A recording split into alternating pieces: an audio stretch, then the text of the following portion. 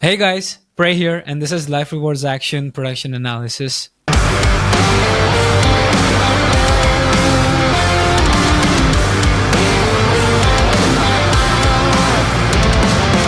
So today I'm joined with Sina, and Sina is the producer, mix and mastering engineer of the session. We are going to be unpacking the stems, and we have 7 stems in total. And we'll be doing a production analysis of the stylistic and songwriting decisions we took to then make the arrangement come to life. So starting off, I had this sample, and then I just put that sample through my guitar pickup for it to sound a little bit more saturated, reverb, but at the same time a little bit more rolled off. And this is how it sounds. Ships that wait for perfect winds never sail. If you can, you should do it. Life rewards action. And one cool thing about the intro is that the intro starts with like a countdown on the cymbals, and then it goes into the main riff, which sounds something like this.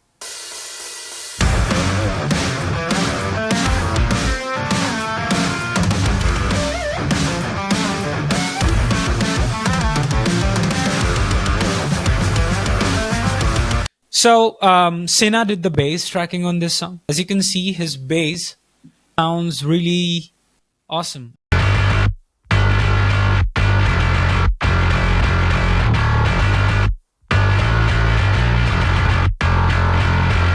So Sina, can you tell us a little bit more about your thought process, stuff you used to do the bass parts? I actually turned off the dark glass preamp. EQs were all at noon, and I had the pickup setting that's the furthest over here, and that makes it sound more like a P bass. It's like modern vintage, which I would say would describe your whole catalog so far. If I remember correctly, your bass is not tuned exactly to drop D, right? It's actually tuned to drop D on the first 4 strings, but then it's actually a G on top, so it's like a drop G thing. Why I did that was because it's fun. It's kind of a way to get that modern vintage thing, because if I went like up to the G, it would have sounded kind of weird and not so cool, and that's why a lot of bass players in other genres, where the guitars are in standard, they'll have a 5-string as well. And I think the result sounded pretty cool. At first I was kind of worried that it would have clashed too hard with your guitar, but when you hear that in the verse, fits like a glove. So let's just hear the drums and bass together in solo and see how sometimes it locks in with the accents and sometimes it just does its own thing, especially in the second half, because the riff needs to progress into the verse, right?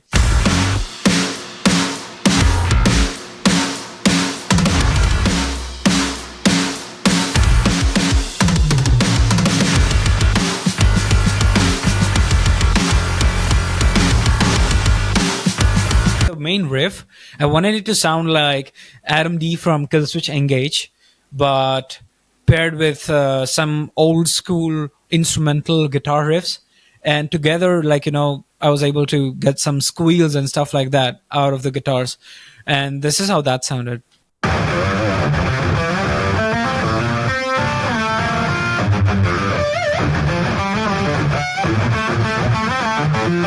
We go into the verse section. For the guitar leads, I thought it would be a cool idea to go back in time and have some more attitude in the leads. So that's the reason why the leads sound very blues inspired, because they are.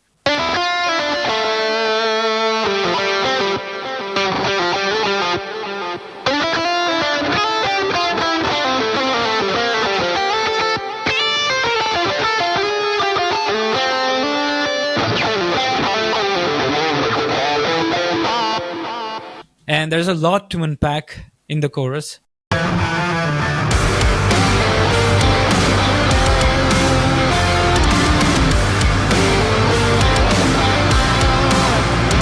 Yeah, that was a really busy chorus section, but it doesn't sound like it's overdoing anything. Sina, where do you want to start with? the original plan for the chorus, when I received the demo from Prey, as you guys can see, there's a main rhythm and an extra rhythm.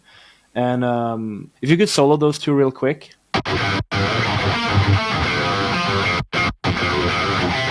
That was supposed to be the chorus, and the main guitars were actually supposed to be much quieter. We ultimately decided to change it and have the bass just do like a traditional thing and have the guitar strumming thing be the main chorus, which I thought sounded way better as well. Chorus leads and the chorus melody was clashing a lot with the rhythm part, and it wasn't serving the purpose. So instead, the main rhythm guitars for the chorus sound something like this.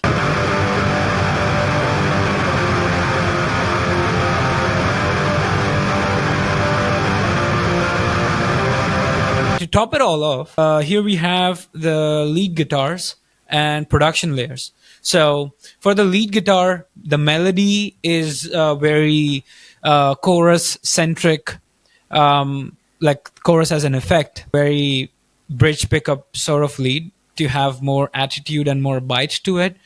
But that's paired with a harmony that's been done from the vocoder of archetype Tim Henson, and together it sounds something like this.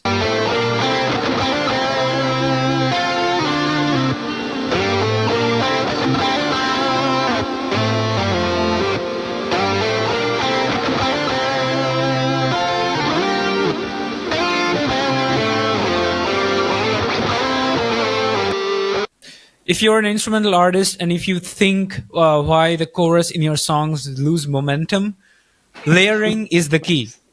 I didn't want the chorus to sound like a guitar melody. I wanted the chorus to sound like a vocal melody. And I struggled a lot, but then I came about to this version of the melody. And I think Sina liked it a lot too. And he said it's catchy and it sticks. And I was like, okay, cool. Because even though this is guitar music, one thing that I really try and avoid doing is making the melodies sound like they're written on a guitar. Because unlike piano, you can jump longer intervals on guitar, and that is something that is very guitar-centric. However, I would love for my melodies to be hummed, and I would love for my melodies to stick longer with people, and that's the reason why taking intervallic choices that are not too far apart really helps. And that's what I really try to do here. So that's for the chorus. And then we go on to the post-chorus section.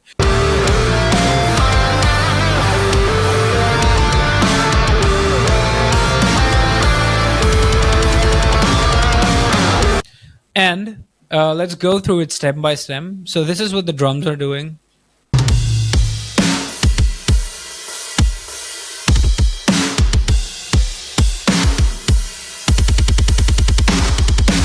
This is what happens when you get a shred guitar player to write a bass part. This is how it sounds.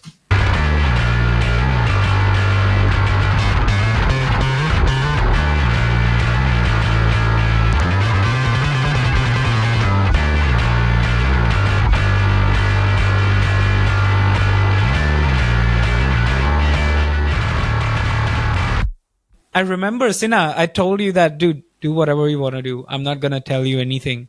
And you were like, oh, we are gonna make this so much more sick. And I think, tell me if you agree or not. I think because the rhythms and the drums have so much space, do you think that's the reason why the shred bass lines work so well in this scenario? The shred stuff really lent itself to the chording you did. The funny thing is I played it like really sloppy and really hard. I didn't want sterile MIDI bass sound, so I did like a super sloppy like shred thing, and it kind of makes it sound alive in the context with the drums. Check how the leads sound.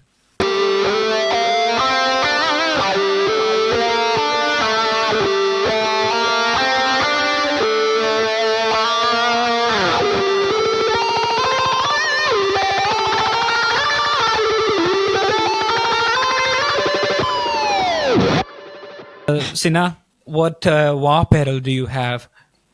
So we actually reached out to Kirk Hamm. No, just kidding.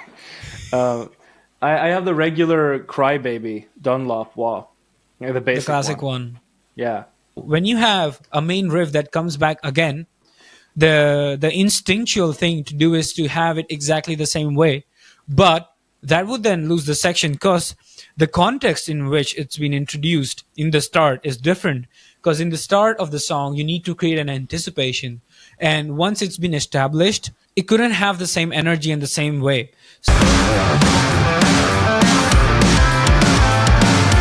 Very fun thing about that is if you take he added like this post-production layer, and if you take that post-production with the bass and drums, you'll hear that those three, because I based the bass line in the second verse off of his post-production thing. I think they play together very well.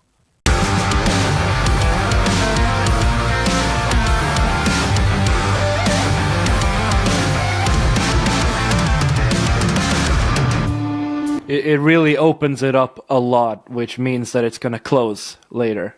I had a few people tell me that the song gets unpredictable after this section, and which is such a big compliment, because I think this was a good time to have a breakdown.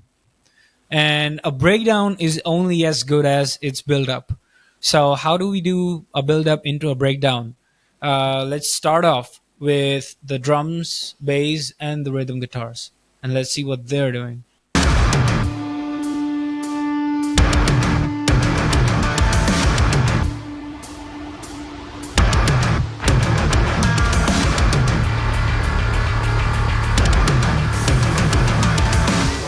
And this is the production layer, the build-up.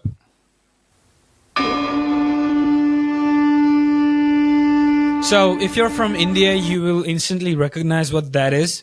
And it's called a shank. And shank is basically just a seashell that you use as a war horn to then begin a battle. And I thought that it had some sentimental value, but at the same time, it was so fitting in here, because it then offsets everything, because the section goes from a very high energy section to then it being open and spacious. And I think having a production layer that does this really added to the vibe. Bass is playing at a different rhythm than the rest of the thing. So for the first half of the build-up, the bass is doing exactly what the rhythm guitars and drums are doing. But for the second half, to create that excitement, to create that flow, the bass is its own thing.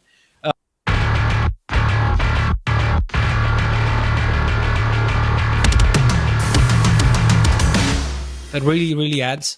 And this is something that I'm very, very keen about. So this guitar section is really inspired by Nashik Dhol Khatri sections. If you have been a part of Ganesh Chaturthi and Visarjans, you must have heard the Khatri that's being played right before the Nashik Dhol sections come in. And it generally sounds something like this.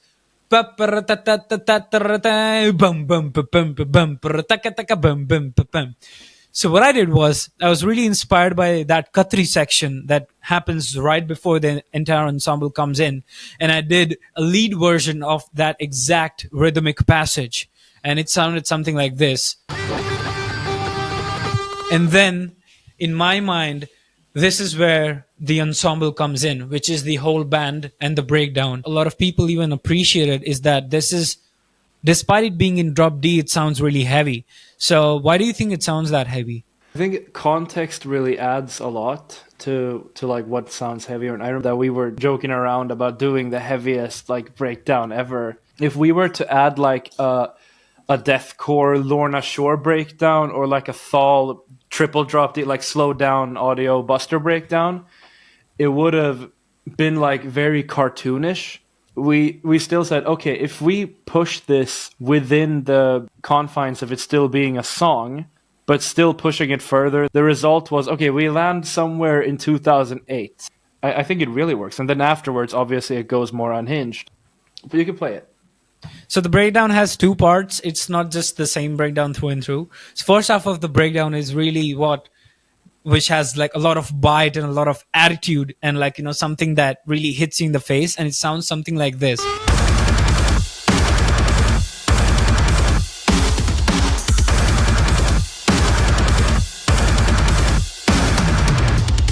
And the drums are playing this really beautiful fill right over here. It's also swung in a way, really puts the two pieces and the two accents of the breakdown together really, really nicely. And then what comes next is not the same thing as the breakdown you heard earlier, but something really different. So let's hear what that sounds like.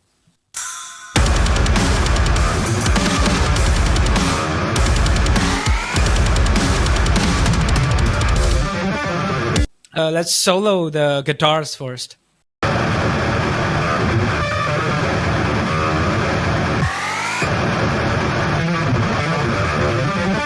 This is not punched in or anything. I just had a really lucky take where everything just like happened on the dot, and I was like, whoa, what the hell? Breakdown in itself doesn't have any production. It only has guitars, drums, and bass. No post production at all. And I think that is the reason why it sounds heavy, because of its rawness. There was a point where I had added like the modern metalcore stuff. There was like sub drops and impact samples and like one of those glass shatter things, and there were these like synths like doubling the guitars, like stuff like that, and it just sounded so forced. It was I don't know. I was like, fuck all this, just bam, remove everything and have it raw, like Doom type synths. It just didn't serve here for some reason, because it's kind of difficult to distinguish. Do I have to do this to sound modern and to cut through? Like, will I sound ancient if I don't? And most of the time the answer is no. So I'm ultimately glad that I didn't use those synths here, because I kind of felt like I was doing it out of necessity and it didn't serve. I think one of the initial demos, right after the breakdown, I think we were going into verse 2, and that worked, but I just thought that still felt like a little bit forced and a little bit too sudden. So I wanted to then transition into the second verse a little bit more gracefully. And one way I thought I could do that was by having a drum solo. And I programmed a drum solo that was like a placeholder drum solo, and then Sina worked out the drums and added more swing to the drum solo. So this is how the drums sound in the drum solo section on their own.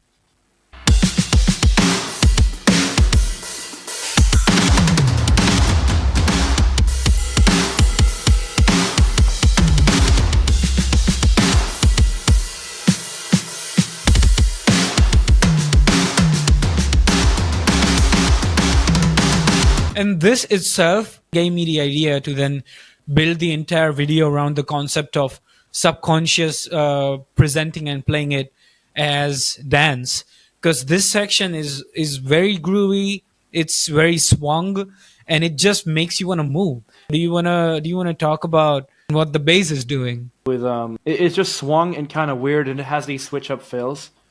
I wanted the bass to sound kind of soothing and also creepy in a weird way. Like on a bass harmonic, I do that pretentious acoustic guitarist on Instagram thing where I just pluck the harmonic and tune the tuning peg down.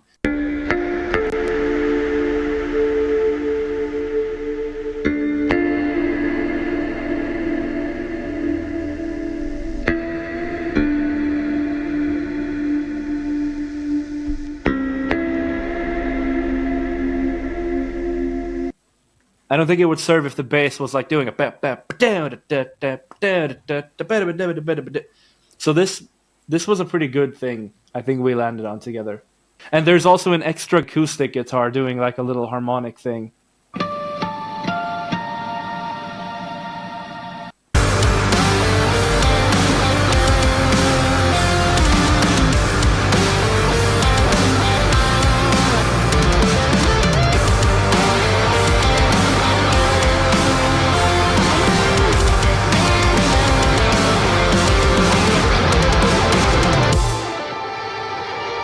Let's hear the post-production choir.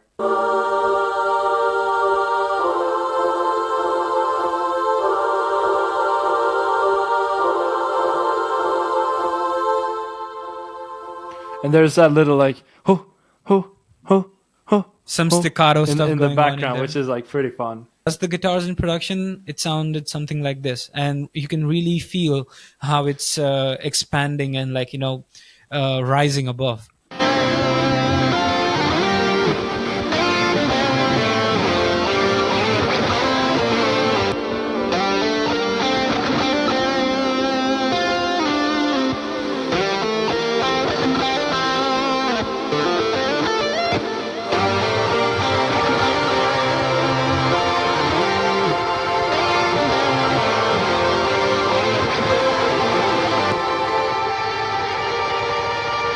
then everything comes back together for Mr. David Maxim's wonderful guitar solo.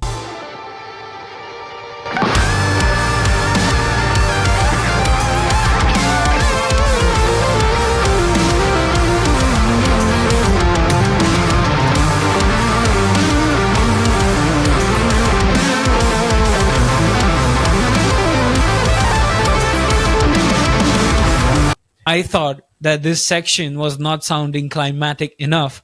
So then I added post-production and I added extra guitar layers. And extra guitars are just tremolo pick stuff.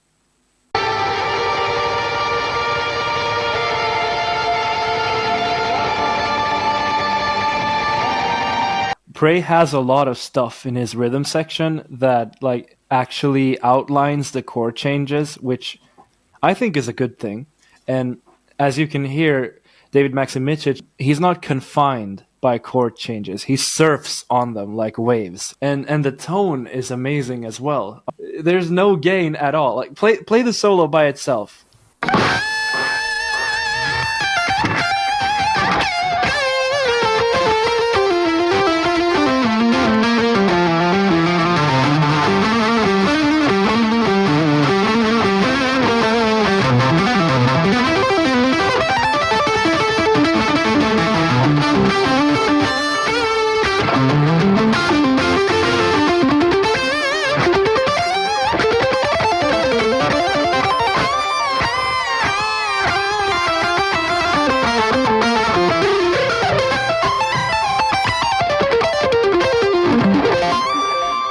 And the good thing about having a solo with little gain is that you can actually have it at like a very balanced volume, but it still just jumps over everything because there's like virtually no masking at all.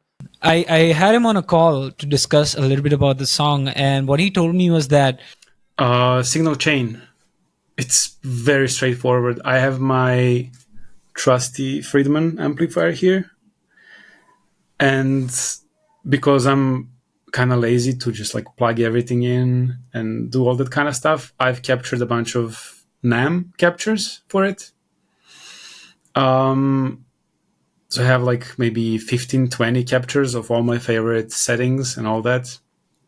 The capture that I use nowadays, that I plan to use on the next record, is also from the Friedman amp with a bit of a EQ before the input and EQ in the FX loop.